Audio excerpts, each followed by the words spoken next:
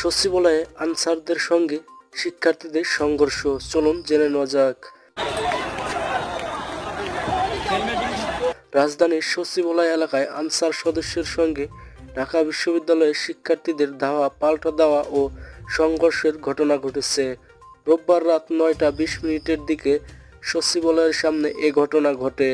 এর আগে রাত 8:30টার দিকে হাসনাত আবদুল্লাহ ও সার্জিস আলম তাদের ফেসবুক পোস্টে তাদের আটকে রাখার বিষয়ে জানালে বিক্ষুব্ধ শিক্ষার্থীরা রাজু ভাস্কর্যের পাদদেশে জমা হতে থাকে।